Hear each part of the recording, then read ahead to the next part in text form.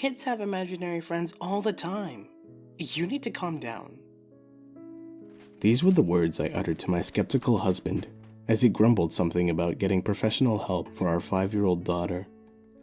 I know a guy at Summersfields. The least we can do is ask for his opinion on the matter. Forget it. I don't want people thinking she's crazy. Well, what if she is? How many kids do you know that talk to imaginary friends that live in a damn mirror? Sweet little Jennifer. She had never really come out of her shell. Just didn't seem to fit in with the kids at kindergarten. Living far from town, in the most suburban pensioner's paradise possible, had to put a mild strain on her social development. We must have moved around 4 times since she was born. My husband, Mark, had always been chasing promotions, always willing to move to new places for new opportunities. Come on, hun. We need to address this. She could be out meeting new kids, making real friends, he argued. What kids? We live in the middle of who the hell knows where. I responded more aggressively than intended. Don't give me that crap. You know we needed this job. The conversation was about to escalate. It had been the same deal every other day for the past few months. Ever since we moved out here, and Jennifer started talking to her bedroom mirror. What we didn't realize was that she had been listening to us discussing for a good few minutes. My friend is real! She yelled at us from the top of the stairs. And he cares about me. She fled back into her room and locked the door. Mark sighed. I shouldn't have given her a room with a lock. We pleaded and apologized through the locked door, but little Jennifer was as stubborn as she was sweet. Let's just give her some space, I suggested. I'll talk to her in a few minutes.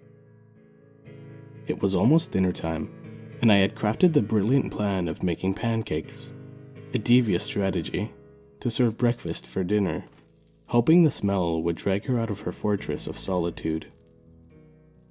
I'll come back after I eat, she said, as she unlocked the door and emerged from her room.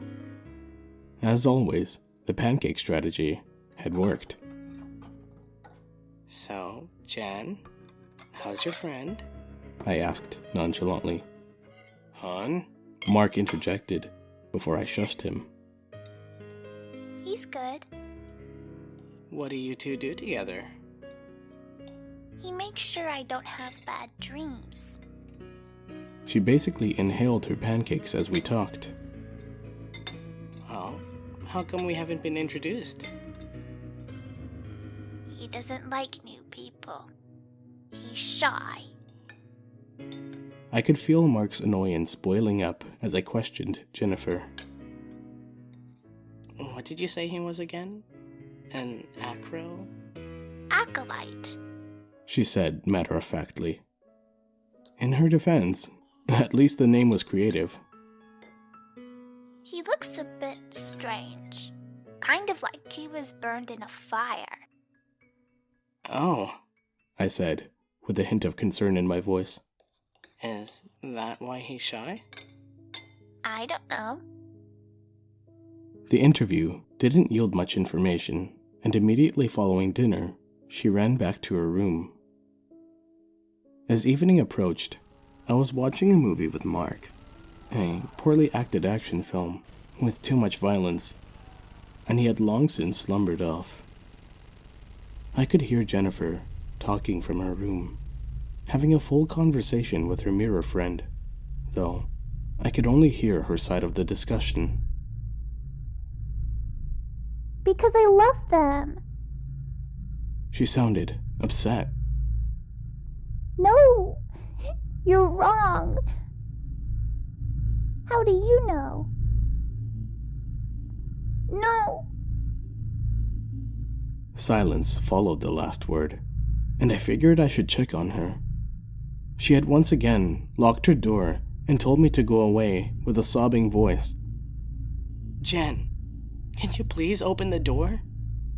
No, go away. Against my motherly instincts, I left her alone. Past experience had taught me that even though she was quick to tears, she'd also return to her usual sweet self if left alone for a little while. I couldn't sleep that night. I was kept up, worrying about Jennifer's imaginary friend. I briefly considered if Mark was right and she actually did need professional help. Around midnight, I started hearing a soft thumping sound emerging from Jennifer's room. At first, it was almost inaudible, rhythmic, like a beating heart. The sound wasn't intrinsically wrong, yet it awoke something inside me. A primitive, almost instinctual fear was building up in my chest. The thumps got louder. Despite my fear, I decided to check if Jennifer was alright without waking Mark up. I slowly walked towards her room. The thumps got louder. As I stood in front of her door, I could feel pearls of sweat forming on my forehead. The thumps had increased in both frequency and sound, beating in perfect unison with my own racing heart. Her door was luckily unlocked. I opened it, to find nothing. Jennifer lied peacefully in her bed, dimly illuminated by her moon-shaped night lamp. The sound had simply vanished. By her bedside stood a large mirror. Somehow, she had unhooked it from the wall and dragged it next to the bed all by herself so she could talk to her friend. I sighed as I looked at the mirror, partially disappointed, while also impressed that she had moved that massive thing all on her own. A shiver ran down my spine as I caught a glimpse of something in the mirror, something that did not belong. In the reflection of the mirror, I saw the emaciated figure of my daughter, ribs protruding, even visible through her nightgown. She looked like she hadn't eaten in weeks, skin pale and mottled with dark spots and sunken eyes. From the dark depths of the mirror, I saw a shadow hand stretching impossibly far, charred skin covered in pus-filled blisters. It was sucking out Jennifer's life force, and she grew more fragile with each passing second. I tumbled back in fear and let out a large yelp. It was enough to wake up both my husband and daughter. As I heard Mark come running, the darkness in the mirror evaporated before my eyes, and despite the tragic appearance of Jennifer in the mirror, she seemed completely normal where she lied in bed. Mark came barging through the door, asking what all the commotion was about, but I failed to find adequate words to describe what the nightmare I had just witnessed was. The same night, we threw out the mirror, much to the displeasure of Jennifer. During the following days, she stopped speaking and eating. She had almost become catatonic and shed weight day by day. She was rapidly becoming the figure I had seen in the mirror. We've called the Summerfields Institute for psychiatric disorders, and they've hesitantly agreed to take her in, despite some internal problems they wouldn't talk about. Mark feels more relaxed, so certain we've done the right thing. But I know he's wrong, and I have no clue how to convince him. I know this, because even though our daughter is far away, and the mirror is long gone, I still hear the thumps.